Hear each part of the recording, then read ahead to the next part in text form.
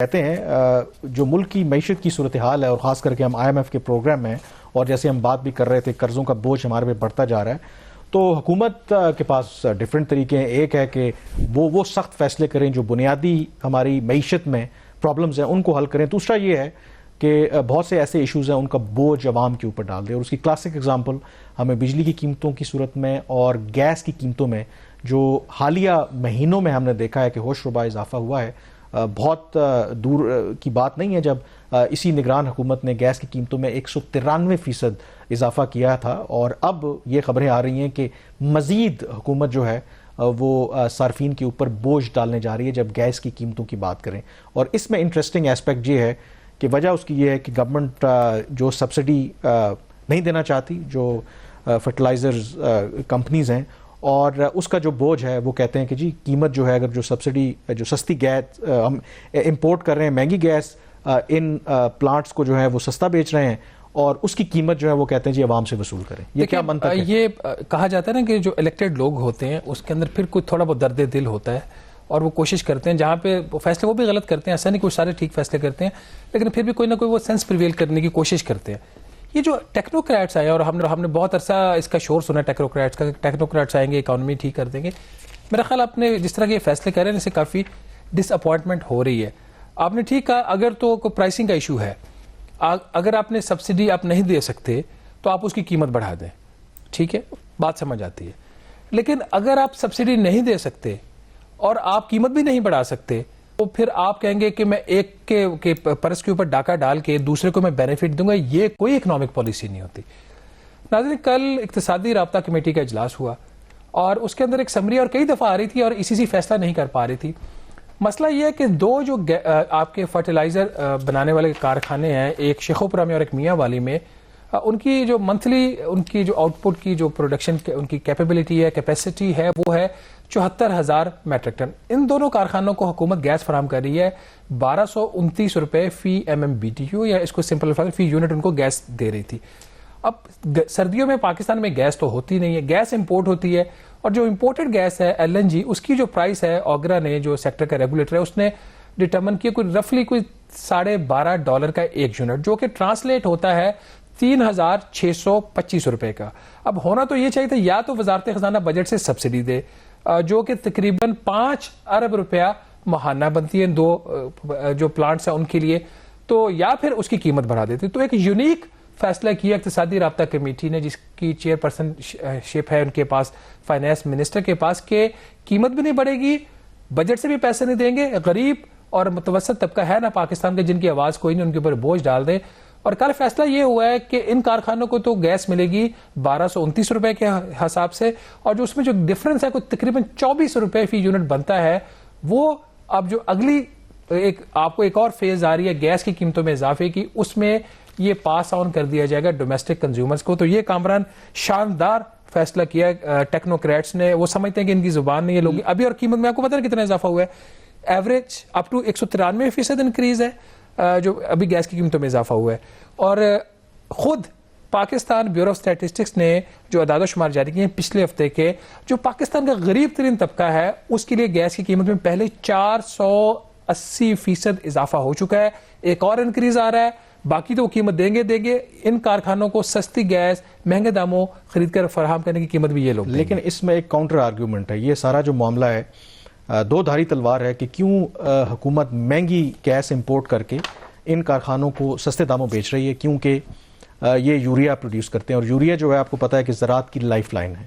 اور اس میں ایشو یہ ہے کہ گورنمنٹ کی جو ایکسپلینیشن ہے کہ اگر تو وہ سبسڈی نہیں دیتے تو ابھی اگر 50 kg کا بیگ یوریا کا 3,400 روپے کا ہے، تو اگر وہ پوری پرائس پہ ان کو گیس دیتے ہیں تو یہ ہو جائے گا 6,400 روپے میں. تو اگر 6,450 kg پر بیگ کسان کو ملے گا تو اس کے نتیجے میں جو پروڈیوس کر رہے ہیں جو بھی گندم ہے، باقی جو بھی آئٹمز ہیں، تو پھر اس کی قیمتوں میں اضافہ ہوگا. تو مطلب یہ ایک ڈبل ایج، مطلب ایک مشکل فیصلہ ہے نا. کوئی مشکل یا تو فارمرز کو آپ اس سمری میں پروپوزل کیا تھا، ایک تو اس کا جو پرنسپل یہ ہوتا ہے کہ اگر آپ نے سبسڈی دینی تو بجٹ سے دینا. مطلب آپ کو وہ طبقہ جو اس وقت 38% اس نے ہائیسٹ انفلیشن مئی میں برداشت کی ہے, ابھی بھی انفلیشن ریٹ 38% کے اوپر اب تک وہ جو بڑھ چکا ہے وہ ڈبل ڈیجٹ کے اندر, اور آگے بھی فورکاسٹ ہی اسی کو مارنا ہے آپ نے. اگر آپ میں اتنی صلاحیت نہیں ہے کہ آپ اپنے محصولات کو بڑھا کر سبسڈی دے سکے تو مت دیں. آپ اس طبقے کے اوپر کیوں بول, یہ کراس سبسڈی کا کیا کنسپٹ ہے؟ یہ جو جھگڑا ہم پہلے بھی کرتے جب ان کو جو وہ ان کے ان ہاؤس جو پاور پلانٹس ہیں انہوں نے ٹیکسٹائل والوں نے لگائے ہوئے اور باقی انڈسٹری نے, اس کے اوپر بھی ہمارا یہی موقف تھا کہ بھئی کراس سبسڈی کیوں کر رہے ہیں. جب ٹیکسٹائل سیکٹر والا یہ روتا ہے کہ جی میں دوسروں کو کراس سبسڈی نہیں کروں گا کیونکہ میرے اوپر بوجھ پڑتا ہے اور میں عالمی منڈی میں میں جو ان کمپیٹیو ہو جاتا ہوں, اس کی بات ٹھیک ہے. یہاں پہ آپ کتنا بوجھ ڈالیں گے اتنا ہی ڈالیں جو جس کی اس کی اپنی ضرورت ہے. اگر میں گیس خرید رہا ہوں وہ مجھے مت سبسڈی دیں, لیکن میں کسی کی جگہ پہ کیوں پیسے دوں. اور ویسے بھی آئی تھنک امپورٹنٹلی اگر گورنمنٹ قومی خزانے سے بھی پیسہ دے گی تو وہ بھی عوام کا ہی پیسہ ہے.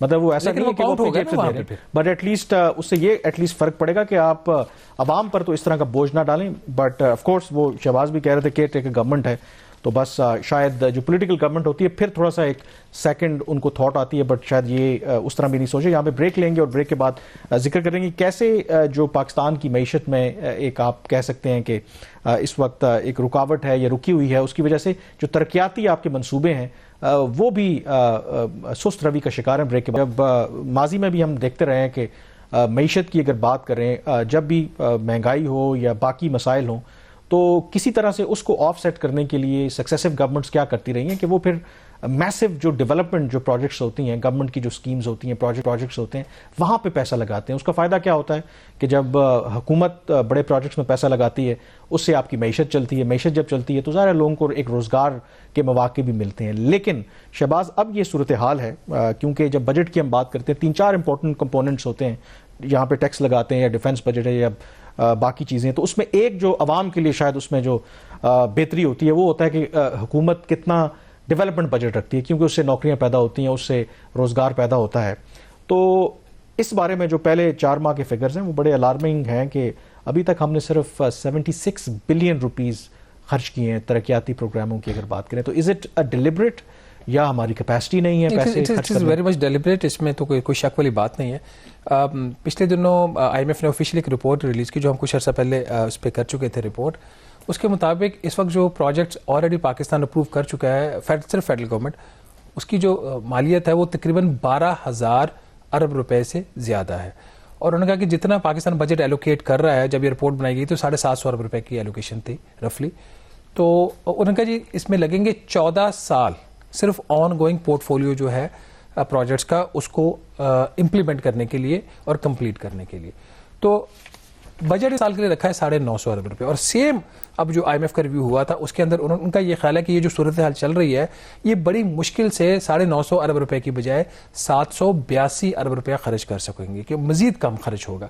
تو اس کے ساتھ ہی کہ ٹیکرز حالانکہ ان کا کام نہیں ہے نئے منصوبے منظور کرنا, وہ بھی انہوں نے بھی لائن لگائی ہوئی ہے منصوبوں کی, وہ بھی کچھ نہ کچھ پروجیکٹس یا نئے اپروو کر رہے ہیں یا کچھ کو ریوائز کر رہے ہیں. ان کی کاسٹ کو جو ریوائز کر رہے ہیں اس کو تو سمجھ آتی ہے, اگر کام رک رہا ہے تو اس کو ریوائز کرنا چاہیے, بٹ نئے کی کوئی اس میں سینس نہیں بنتے.